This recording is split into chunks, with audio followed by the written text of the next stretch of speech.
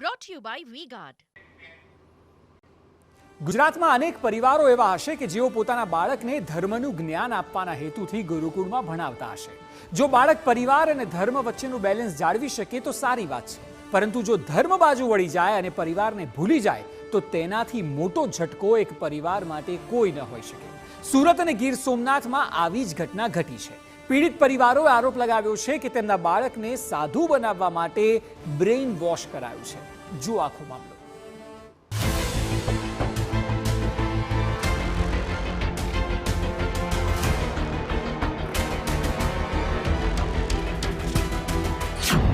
સગીર યુવકોને સાધુ બનાવવાનો આરોપ।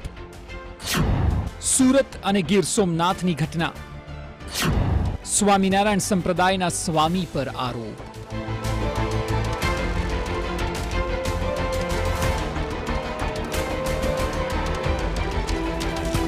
તમારી ટીવી સ્ક્રીન પર ચાલતા બંને દ્રશ્યોને જુઓ। સામાન્ય રીતે લોકો ધર્મ અને સંપ્રદાયનું જ્ઞાન બાળકોને આપવા ઈચ્છતા હોય છે, પરંતુ મા બાપની ધાર્મિક ગેલછા ઘણીવાર તેમના માટે જ સમસ્યા સર્જતી હોય છે। સુરત અને ગીર સોમનાથ બે જગ્યાએથી એવા બનાવ સામે આવ્યા કે જ્યાં તો સુરતમાં સગીર પરિવારની જાણ વગર સાધુ બની ગયો, તો ગીર સોમનાથમાં બાળકને સ્વામિનારાયણ ગુરુકુળમાં ભણવા મૂક્યો કે જ્યાં પરિવારના આરોપ મુજબ બાળકનું બ્રેઇન વોશ કરવામાં આવ્યું। અને હવે આ બંને કેસમાં બાળકો તેમના પરિવારને ઓળખવા સુધીની ના પાડી રહ્યા છે। સવાલ એ છે કે સગીરોને મા બાપથી દૂર કરીને સાધુ બનાવવા યોગ્ય છે? આ કેમ પ્રકારે ચાલે? સુરતની ઘટનામાં તો હંગામો મચી જવા પામ્યો છે। પરિવારના સગીર યુવકને વડતાલ સ્વામિનારાયણ સંપ્રદાય દ્વારા સાધુ બનાવી દેવાયો હોવાનું પરિવારનું કહેવું છે। પુત્રનું બ્રેઇન વોશ કરીને સાધુ બનાવી દેવાયાનો પિતા દ્વારા આરોપ લગાવવામાં આવ્યો છે। હવે પુત્ર માતા પિતાને ઓળખવા સુદ્ધા તૈયાર નથી। જ્યારે પરિવાર બાળકને લેવા ગયું તો પરિવારને ઓળખવાથી પણ બાળક મનાઈ કરી રહ્યું છે।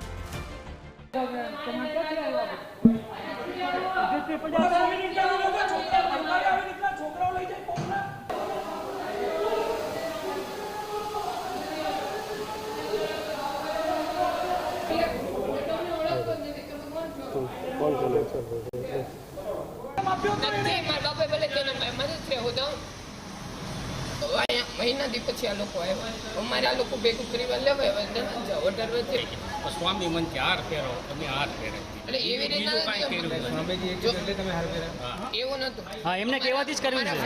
અને આ અમને પૂછ્યું કે ધોળા કપડા પહેરાવી દીધા, પૂછાવ કે ટકો કરાવીને કહું, પૂછાવ કે ધોળા કપડા પહેરાવી દીધા। અમારા પરિવારની કોઈ મંજૂરી લીધી નથી। મંજૂરી લેવી પડે પડે ને પડે।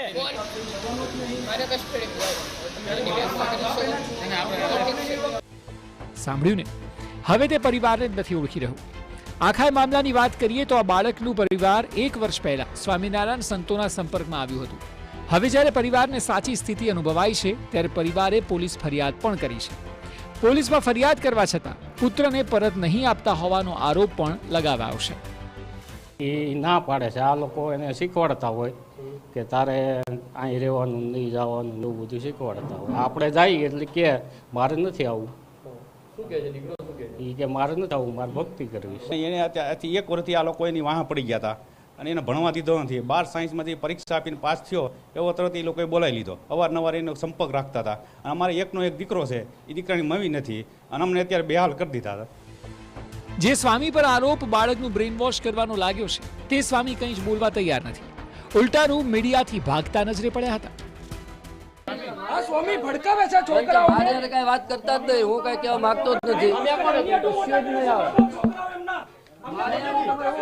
મારે પણ તમે છોકરો લઈ જાવ ને, મારે કઈ વાત કરવાની નહીં, તમારો છોકરો લઈ જાવ તમે, મારે કઈ નથી કહેવાનું, મારે કઈ વાત કરતા જ નહીં।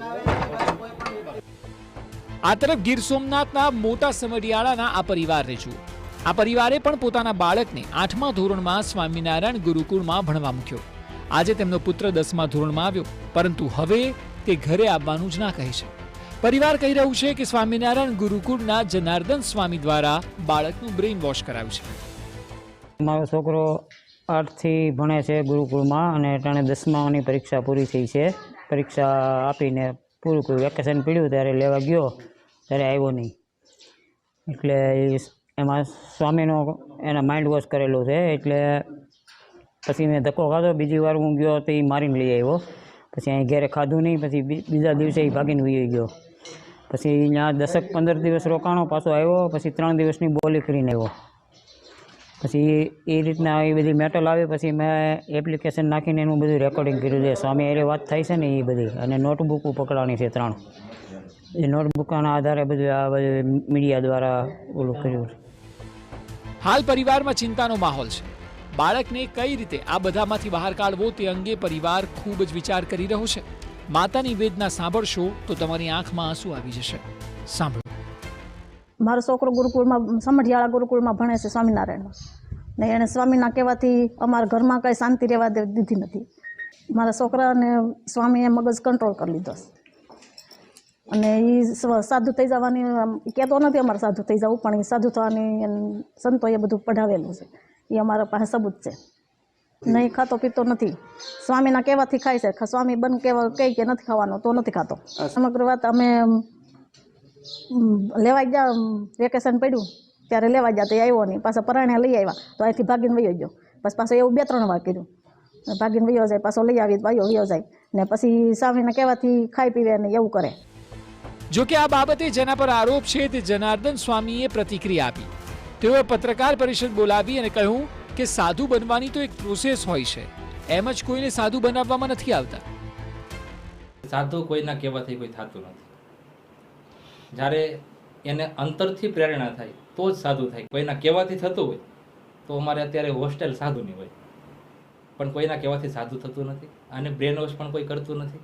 સાધુ બનાવવા માટે અમારા માટે એક પ્રોસેસ હોય છે. એ પ્રોસેસમાંથી જ્યારે બાળક પસાર થાય ત્યારે સાધુ બને.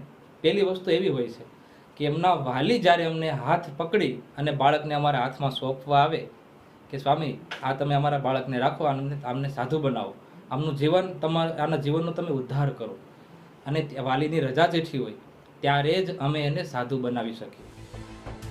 જો કે સૌથી ચોંકાવનારી અને જનાર્દન સ્વામીથી અલગ પ્રતિક્રિયા તો ગુરુકુળના પ્રિન્સિપાલે આપી.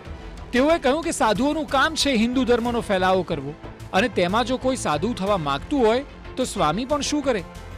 તો પછી સ્વામીની વાત ખોટી થઈને કે જ્યાં તેઓએ કહ્યું કે સાધુ બનવાની તો એક પ્રોસેસ હોય છે. સાંભળો આચાર્યને. હિન્દુ ધર્મનો પ્રચાર માટે તો સંતો છે, તો એ હિન્દુ ધર્મ માટે તો એ બધી વસ્તુ છે. દાખલા તરીકે બાળ સભાઓ છે, બરાબર, આવી સભાઓ લેતા હોય છે ને એમાં વાતો કરતા હોય છે, બરાબર, સંતો જે, બરાબર ને. હિન્દુ ધર્મનો પ્રચાર થાય એ તો ખાસ સંતોનું કામ છે, બરાબર. એટલે એ બાબતે એની અંદર વાત કરતા હોય, અને એમાંથી કોઈ પણ જે બાળક છે એમને એ બાબતે વેરાગ લાગે અથવા તો સાધુ થવાનો સંકલ્પ થતો હોય તો એમાં તો સંતોએ શું કરે કે હું શું કરું. આ બંને ઘટનાઓને લઈને અનેક સવાલ ઊભા થઈ રહ્યા છે.